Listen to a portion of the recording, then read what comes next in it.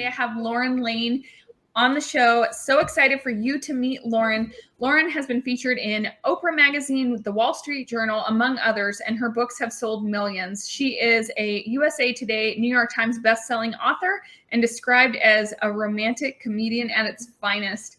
And I couldn't agree more. So welcome, Lauren. Tell us a little bit about yourself. Thank you. Thanks so much for having me. That is like what I call my fancy bio. So it's sort of the one that I sent to like old teachers and my mom's friends. But yes, I am a romance author, mostly romantic comedy. Most are set in New York City, which is actually where I live. And I've definitely, I'm one of those people where they ask, like, did you always want to be a writer? And yes, most definitely. Since like my youngest days when I was a bookworm, I thought that looks like the best job in the world. And here I am, feeling very, very fortunate. Could not agree more. So I loved your bio when you talked about how some of your favorite books as a kid were some of mine too. Castle in the Attic, I think you named as one. Yes, and classic. Sweet Valley books. I mean, we have to be similar in age because I lived on those too. So, yeah, could not get enough of those. Who didn't love a good Sweet Valley High? They were, I used to think those were like really racy books. I'm like, these are so good. And now I read books and I'm like, oh, I don't think my mom would have let me read that. My mom was definitely not pleased back in the day. Like I would go to the library and starting out, I would have a lot of like the classics or like the Caldecott. What is that medal that used to be? Or like the Newbery Award that was on all the books. And then eventually I discovered Sweet Valley. And you could tell she was like, are you sure you should be reading those? And now I'm sure like those are tame. Like I should have for sure let her read those because I moved on to much racier books eventually. My daughter is 12 and her friend just turned 13. And of course, naturally, I bought her a bunch of books because that's what one does when you are obsessed with books. And luckily, she's a big reader too. And I picked up a stack of books for her and I'm like, I really hope her mom's okay with these but I think that's just how it is now. Did you ever steal your mom's books? Because I can remember reading my mom's Jackie Collins books, my grandmother's books, and I'm sure they weren't pleased that I was reading those. But I was. That's definitely how, and my mom isn't a big, like she'll read romantic suspense. She isn't a big romance reader. So I have no idea how, and I think I was like maybe 13. And it was like all these books that were in sort of like the library. And I'm wondering if it was maybe the people that had the house before us and had left some books, because there was this book by Janelle Taylor and it was like, I think it was like a Western. And I remember I picked it up, it had flowers on the cover. So I did not know what I was getting into. And yeah, in hindsight, had my mom seen me reading that, if she knew it, she was like, where did you get that? And then eventually like she would bring home like Nora Roberts books that were kind of like I think bought them for the mystery, but then I would pick them up and I was a fast reader. So I would like speed read them looking for the romantic parts. So really she's to blame for my career, whether she knows it or not. New said in the chat, to this day, I still hide my books from my mom.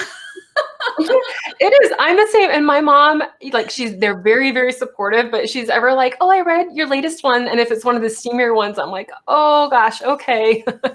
Like you can't help but squirm a little. I know it's just what it is. And it's so fun. I think my mom is actually watching this, but I remember always taking her book. I read everything I could get my hands on. I read the TV guide. Okay, that shows how old I am. Oh, I'm right there with you. Yeah, I read everything. My daughter was reading a Junie B. Jones the other day, and she mentioned TV guide in the book, and she looked at me and she goes, "What's a TV guide?" Oh gosh, it makes me feel old. Showing it's dating us. Well, one of the kids said on a TikTok the other day, "Were you born in the late 1900s?" And I was like, somebody shut this kid up. This is not okay. That's a great way of putting it, but yeah. The late 19, get out of here. Well, it is true though, when you think of like, oh, it's a different century, just the word century kind of calls to mind, like I feel like a relic a little bit. Right. So you live in New York City and you write. What does a day in a life look like for you writing in New York City? I picture it so glamorous, maybe coffee shops, or is it no? Well, so I will say, it's changed a little bit with the whole pandemic situation. But if I'm being really honest, even before then, it's maybe not as glamorous as you might think. But I get up very early. I actually, so I'm recording this, maybe this is too much information, from my bedroom, which is also sort of my office. But I always write from bed. So like all the bed right here, this is where pretty much all my writing happens. I get up, I have a cup of coffee, and really one of my kind of like my deals with myself is the writing has to happen first thing. So like I'm still in my pajamas, I've got my hair in a messy bun, I've got the glasses, and I am kind of hunched over my laptop in bed, not glamorous at all. But I will, so we can kind of like pretend of the New York dream. My husband and I, pre sort of COVID, we would take our laptops or iPads to like a hotel lobby or a coffee shop, just to write and kind of pretend we're fancy out in the city. But realistically, most of it happens right here in bed, not showered. Well, the view behind you that you shared more on Instagram, which we can follow you at, you have your official, which is at Layne Books. You guys can follow her over on Instagram there. And you've shared a couple pictures of your view, and I'm just like, oh, that just looks so dreamy, like New York City. I picture that. Matali, I hope I said your name right, asked, do you have a sneak peek into your future books? You have a lot of people on this live right now for you. Oh, no pressure. Okay, so future books. I have talked about this a little bit in my reader group, but You Again is a romantic comedy that will be coming out. I don't have a date yet, probably June. And that's very much in the vein of To Sir with Love and Made in Manhattan, which is out in January. And then if I have any of like my long-term readers, I am officially working on Jared's book, who's sort of this recurring character I've had for, I don't know, he's probably shown up in five or so books, and I keep trying to write the story, and I finally have a grasp on it. So that's in progress. No release dates for those yet, but they're coming along. That is awesome. Anu said, I'm so glad you're back on Instagram. We missed you. So I did see, I think when I was preparing for your live last month, you had taken a little hiatus from social media. And how was that? Did you need that? I mean, I feel like that's so needed for so many of us, right? It was, and it, so I've even before I had my hiatus, I've always been a little bit social media wary. So even before then I had backed away from Facebook, which has never really been my thing. Twitter, I think I tried for like a couple of years. I'm like, this is just over my head. Like I didn't get Twitter.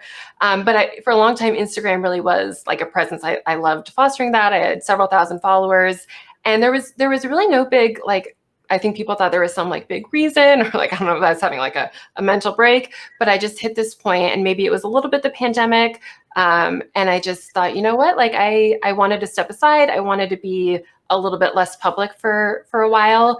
And it was great. And to be honest, I didn't think I would ever come back. And just as quickly as I left and had this feeling of I need to step away, I had this sort of reversal feeling a few months ago. I'm like, well, I really missed that. And I missed connecting with the readers and having a place to share book news sort of like this, when it is something I do every day, sort of finding like-minded people I wanted to get back to. So I returned with new accounts. So it is sort of starting from scratch, but even that has been fun in a little way to pretend I'm a debut author again. Gives me a little bit more freedom.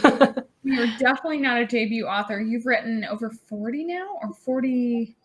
40-ish. Yeah, I do have a running list that I always forget to update. I think Made in Manhattan will be the 41st published book out in January. So yeah, 40 out. And how old were you when you published your first book? That's a good question. 30, don't make me do math. I was 30 or 31. So I finished it when I was 28, and then it took me about 2 years to get an agent and book deal. I think I was 31. That's amazing.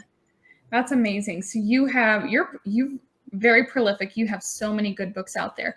Shanae said, would we ever get a small chapter, like a look into their married life, kids, etc., for Will and Bryn? I know they're from one of your older books, but I'm so obsessed with them. I am obsessed with them too. I love hearing about Will and Bryn, because it's definitely the book is made for you, and it was one of my earlier ones, so it's probably not my bestseller. I don't know if it's my most popular, but it is one of the few books that I have actually gone back and read myself. And I don't know if that's like the most vain thing ever, but that is one of the few books I'm like, I'm in the mood for a romance, and I will read Made for You because I love them so much. I hadn't thought a whole lot about an epilogue or bonus content, but if I were to do it, it would probably be for Bryn and Will, because I love them. So I will keep that in mind, definitely. That kid there. Yeah, I don't think it's vain to read your own books. I used to cringe when I would hear myself on videos. I would be like, oh. But then I think once you just do it for so long and you write for so long and you make videos for so long, sometimes I'll catch myself watching an author interview and I'm like, I did that interview. Rewatching, but I forget what they said, or I like talking about their book or something. So it's not vain at all. It just means that was your baby. You put that book out there and those were your characters. Those were your people. And I think that's really cool. Clara said, can you say if Jared's book will be a part of the Office Guys series you mentioned, or will it be a standalone? So excited. It will be a standalone, but there are definitely connections to the 21 Wall Street series, which is where I first introduced him, but it is not part of the Office Guys series, the new series that I mentioned. He might make a cameo, but his will be a standalone separate from that new series. I'm trying to keep up with the chat. There's so many. Ritu, I think I said your name right. If I didn't, so sorry. Said, yes, Jared, I can't wait for Jared's book for so long. Oh, wait, I lost my comment. Oh, there's so many. There's so many coming in. This is so cool. I do not envy your job right now. Scrolling. Yes, Jared, I can't wait for Matt for Sabrina's Fairy Godmother. And they're so excited for Jared. And then, what was it? There was another one I didn't want to miss. Do you have any plans to publish your unpublished books? I know there's one from Ready to Run series. That's what they say. That one there. So I do have a couple of Jared's books that are written, and those I will not be publishing. I don't know if it was because it was 2020 when I was trying to write them. They were just not the right one. So no on that one. And actually that particular series, I never wrote that one. So it was contracted. It was planned. I had an outline. And then, long story short, it came down. I was either going to have to write that book or the final book in my Oxford series, because I had one more book in the contract with the publisher and I kind of had to choose.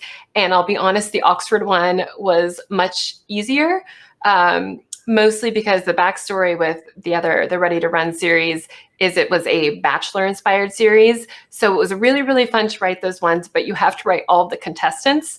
And as I was going through, and I had 25 different reality show contestants that you have to write bios for. And I was like, I'm too tired for this. So that one probably, it was a fun story idea, but that one I don't think was meant to be. And I never got past the outline.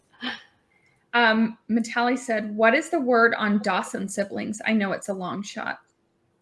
They're on my list. So I am definitely not saying never with those, because I love those characters, and they're definitely when my agent says what's next, I'm like, well, I've got the list. Nothing officially is planned, only because I've got, I think, 6 books planned through 2024. So if I do it, it will be a while, but don't lose hope, because I've got them on my mind. No plans to stop anytime soon, it sounds like. Yes, exactly. New said, I know this is a question you get all the time, but will there ever be a possibility that your older books that are only available in ebook will be available in paperback? I would absolutely do anything to own the physical copies. Oh, that is sweet. And it breaks my heart a little bit, because I too would love to see the physical copies. And the story with that is I published them through Penguin Random House. They own the print rights, but they came out in a digital only line.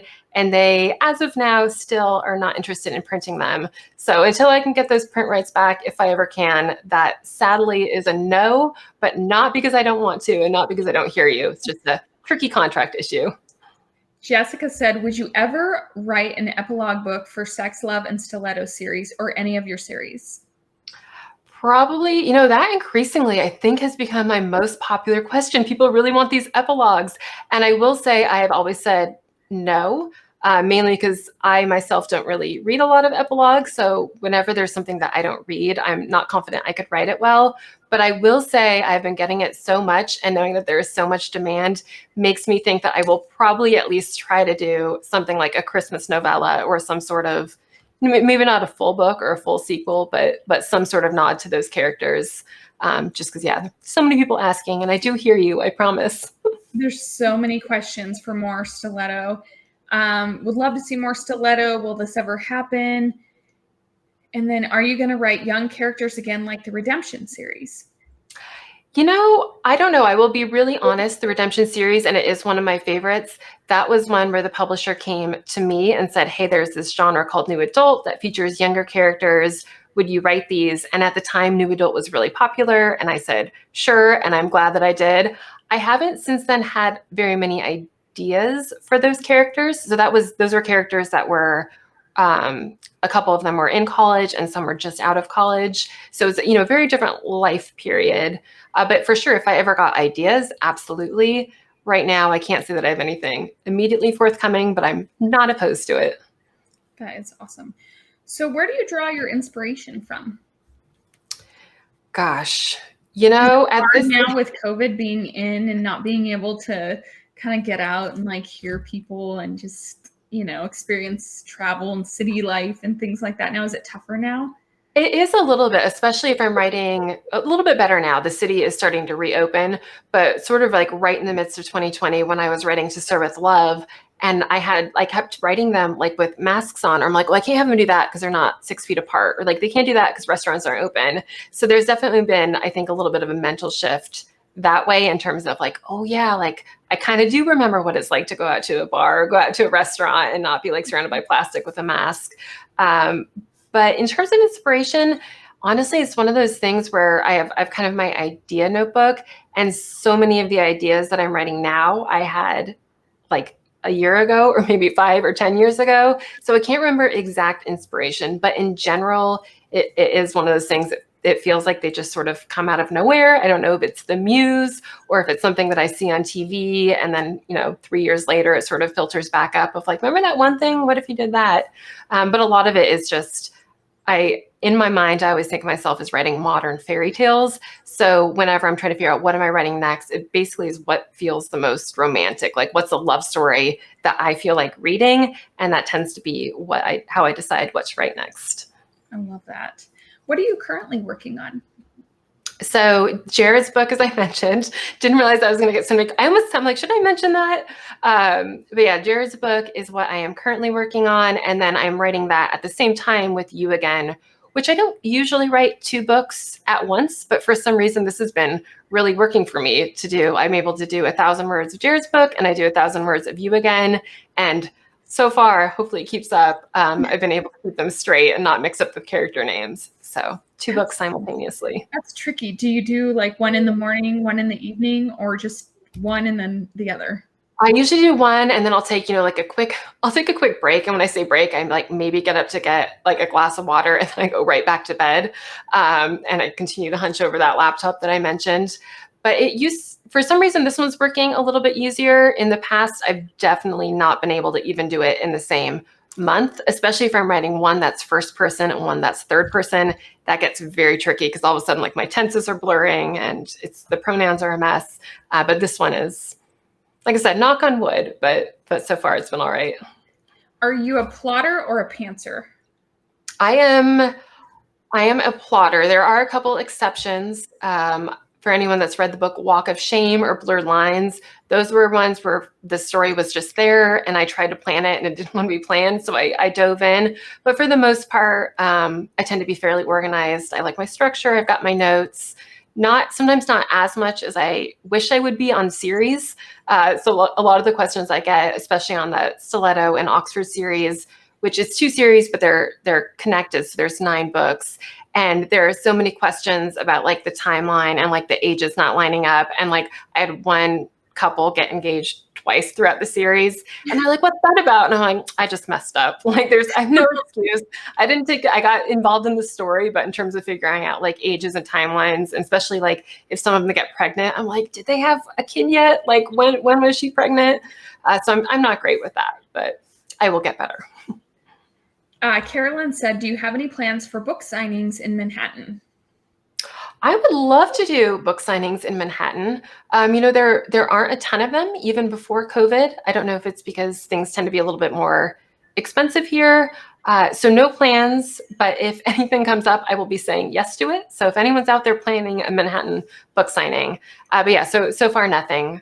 Maybe trying to sweet talk Barnes and Noble into letting me come in, but we'll see. Nothing official. Well, I talked to you a little bit about Zibby before we got live, and you should definitely touch base with her. She does a lot of those things, and she invites a lot of author people to things. So you might actually want to touch base with her. Just talk to you. And and just touch base with her because she's a local author to you too. So that might be cool. Jessica said, anything you can tell us about Made in Manhattan? Very excited to read it, which, yes, we all are. Guys, I have it pulled up in the carousel right now. You guys can pre-order it. That really helps authors out a lot when you do that because they know how many to print. They know to get ready more to print, and you'll have it either downloaded right on your Kindle the morning of January 18th, which we all like to wake up to Christmas morning and have books on our Kindle, right? Or you can have it delivered that day on her release day. So what can you tell us about Made in Manhattan? Yes, so Made in Manhattan, first of all, I am bummed. I don't yet have my author copies of the early copies, so I can't hold it up, but it is one of my favorite covers. It's pink and cute, and just need to say how much I love it. But in terms of the book itself, it's what I would call a Pygmalion story. So Pygmalion was the basis for most recently He's All That, but also the movie She's All That, and then My Fair Lady and Pretty Woman. And it's basically the premise of one person trying to make over the other person into a different image. So I've done that before with Isn't She Lovely, where I had the guys sort of making over this goth girl into this little preppy version. And I switched it this time. So I actually have the Made in Manhattan is basically this guy who's from Louisiana, who's very much about like the jeans, and he's got, you know, like the ponytail and the beard, and he's not your typical Wall Street guy. And he is trying to take over the family business. And in order to do that, he's got to become the suit guy, right? So he needs to get polished. He needs to learn like all the museums, kind of the normal New York that I write about. He has to figure out how to fit into that. So we have Violet who comes in, and she's, you know, very polished. She's Upper East Side. She reminds me a little bit of Charlotte from Sex and the City. Like she's got sort of that vibe. And so they are very much opposites. And spoiler alert, they fall in love. But that was really, it was fun, I think, to write the opposites attract. And then also I tend to write a lot of guys in suits, which I love. Like I love that sort of polished, you know, the Jared, the billionaire. You know, they've got their ties, but this was a fun change, especially because we had him sort of dabbling with that world and figuring out, does he want to wear the suit? Does he like it? Is that meant for everybody? So it was a fun challenge to kind of create one of my Manhattan stories, but with a very different premise. They are loving that. New said your covers are always the best. Thank you. They're putting hearts up for you. Clara said Emily and Cassidy's college novella ? I'd love to see them meeting each other and glimpse their early dating days. Yes. So I don't know if this is the same person that asked me about that in my reader group and on Instagram. But that is one where I saw the novella idea and I had never thought about it because I've always said no sequels, they're not my thing. But I was like, a prequel, that I actually got kind of excited about. So if I can squeeze that in, that is definitely on my mind. Well, it's a very fun idea. That, Clara, that's an awesome idea. We always like that. So what are you reading right now? I am loving, so I have talked about this a lot, and I always feel a little bit guilty when people ask for romance recommendations that are in the same vein as my book, because I read almost entirely Regency romance. So anything that has a Duke in the title, I am all for it. But I am reading Lisa Kleypas's most recent, I think it's Devil in Disguise. And that's one that I have to like be careful I don't read like too close to bed because I try to go to bed at the same time. And I know she can suck me in. And sure enough, last night I got to such a good point. I'm like, I have to put it away. So that is my current one. And then after that, I am very excited to read Bombshell, I think it is, by Sarah MacLean, who is. Yes, I was just thinking she sounds very similar.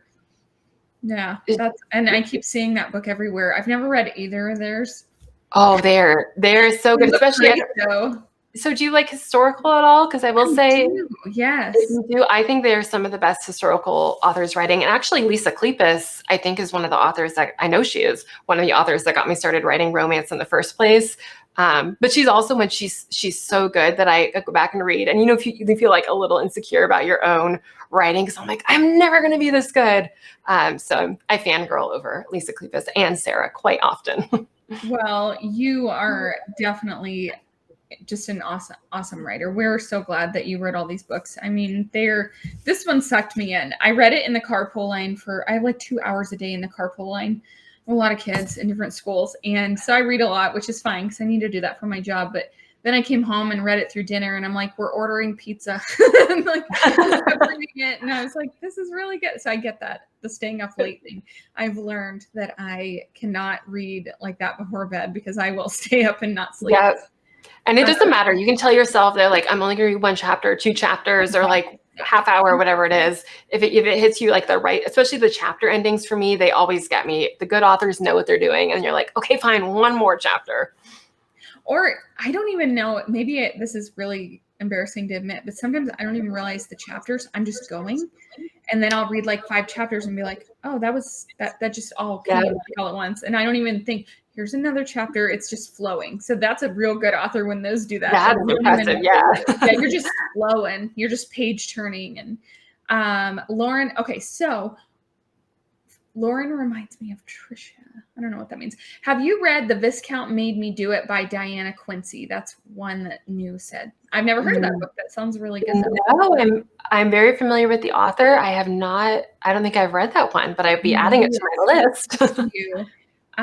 New said, that's me with your books. I've ended up sleeping at 3 a.m. because of them.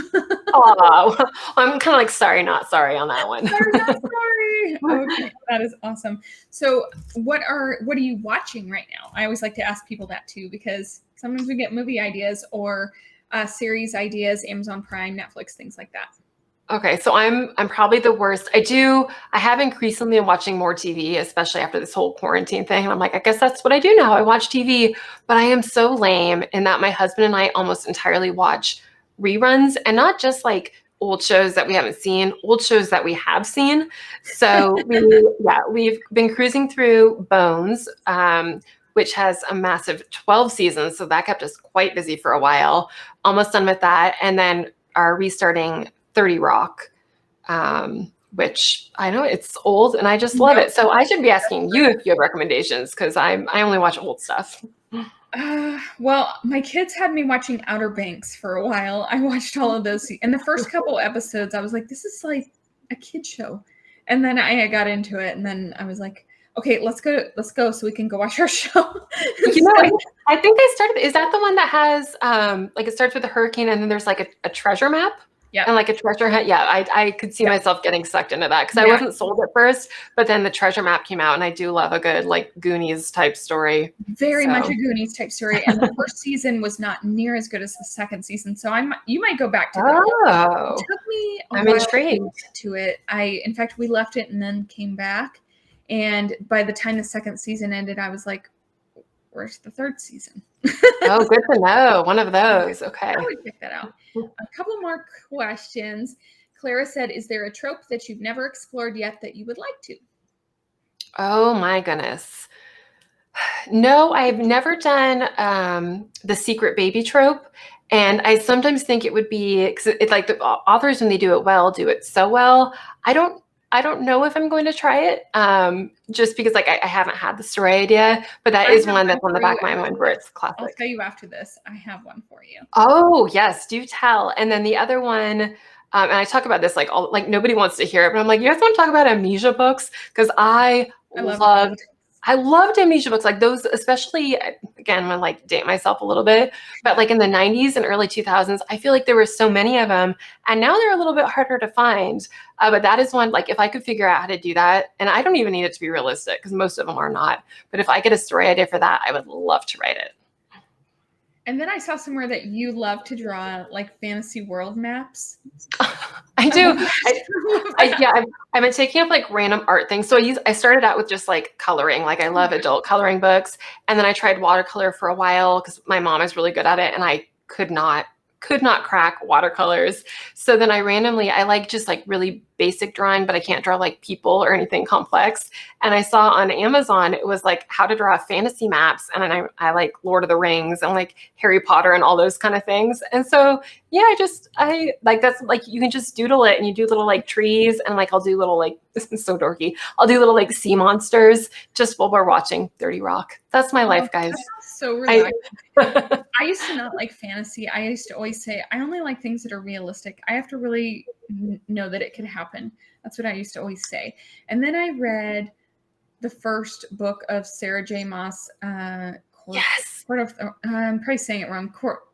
Court of Roses and Thorns. Thorn and Rose. Yeah, I know what you're talking about. I became obsessed. And then I'm like, who am I now? I love this. But I love the map at the beginning. And I like to go back to it. And I'm like, oh, this is so cool. So a couple other, Jessica said, which book character of yours do you connect with the most? Oh, goodness. Probably a little bit. Maybe some of my characters, especially the female heroines, are fairly outgoing. I would say that is not me. So maybe a little bit more like Emma, Bryn, who I mentioned earlier, the ones that are a little bit more introverted and take a little bit longer to come out of their shell. I would say probably those characters, as opposed to like Julie, who's like one of my more popular female characters, but she is like my complete opposite, where she's very charming and like can talk to strangers.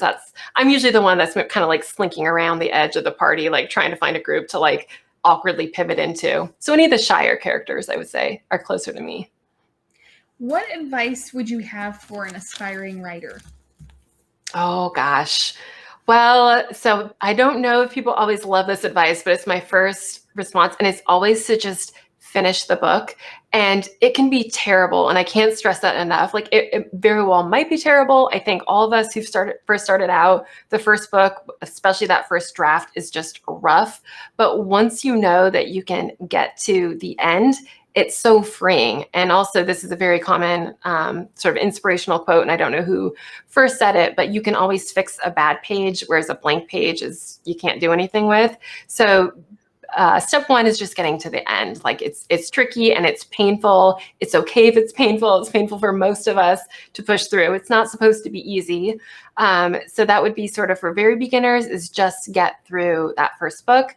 And then for people that may have maybe finished the book and they're trying to figure out what's next, I'm a big fan of making sure that you're not just looking at what's selling well, or like what covers are doing really well. Yes, you want to be marketable, but you also, I think there's something to be said for trying to set a trend instead of follow one. So really just sort of trust your gut a little bit on what you want sort of your brand or your persona to be, rather than saying like, oh, I want to make it to, Amazon top 10. I think the people that focus on the story and sort of being true to themselves, that's going to probably get you there a lot closer than just trying to write exactly what you think is going to sell.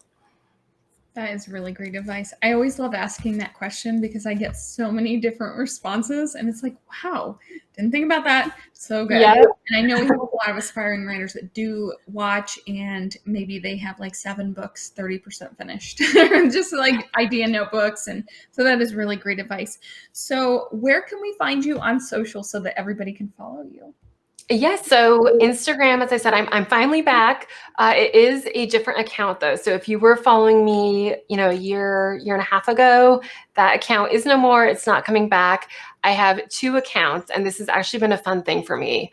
I have one where I free myself up to only talk about the books, and that's Layne Books is the handle. And I will do a lot from my backlist. That's where I'll talk about sales. I'll do like characters behind the scenes. So if you're after that sort of information, that's Layne Books on Instagram. And then I also have one, and it's very, very new. I think I have like 10 posts on there, and that is The Lauren Layne. And that's where I kind of talk about author life. It's where I'll post pictures of my dog, my husband. I know there are people that want to follow different things. Like some people really want that behind the scene and sort of like process stuff, and others just want to know like what celebrity were you thinking of when you were writing Runaway Groom or whatever. I love that. Awesome. Well, thank you so much for being on the show. We're so happy to have you, and cannot wait for Made in Manhattan. You guys can grab that below. It's $11.99. If you want, you can grab To Sir with Love. That is linked in the carousel as well. Beautiful book. You will love this one with Gracie, and you can check that out below. And just stand by one moment. Thank you so much for being on the show. Thank you.